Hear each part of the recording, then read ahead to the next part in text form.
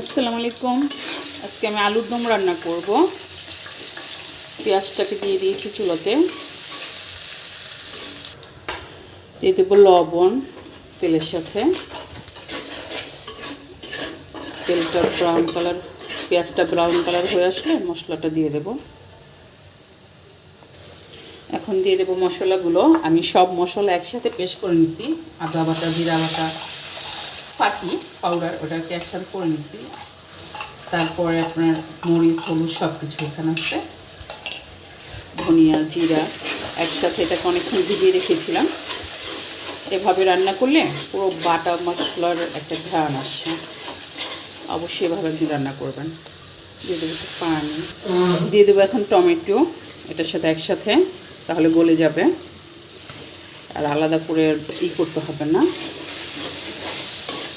কারণ আলুর দম তো সব মশলাটা যদি ভালো করে গলে যায় তাহলে খেতেও ভালো লাগবে, দেখতেও ভালো লাগবে। দিয়ে দেবো একটু টক দই, দিয়ে দেবো আলু, ছোট আলু, এগুলোকে ভালো করে করে নিয়েছিলাম ছিলে।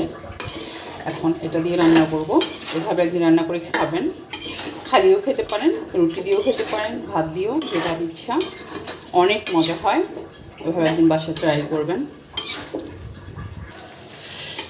এটার ভিতরে এক্সট্রা করে পানি দিতে হবে না, আপনি এই মশলার পানি দিয়ে আলুটা সিদ্ধ হয়ে যাবে সুন্দর মতো। দেখুন সব কিছু গলেও যাচ্ছে। এখন 1 চামচ চিনি দিয়ে দিবেন স্বাদের জন্য, আর কালারটাও সুন্দর আসবে, স্বাদটাও ভালো লাগবে। আর এখানে দিয়ে দেবো একটু মটরশুঁটি, এটা দিলেও অনেক মজা হয়, আমার কাছে অনেক ভালো লাগে। তো আমি এভাবেই রান্না করি।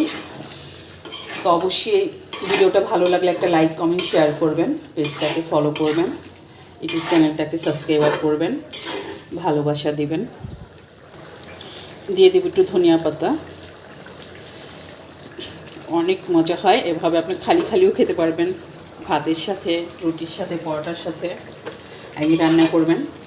আর ভিডিওটা কীরকম হয়েছে অবশ্যই একটা কমেন্ট করবেন, পেজটাকে ফলো করবেন, পাশে থাকবেন। এখন হয়ে গেছে।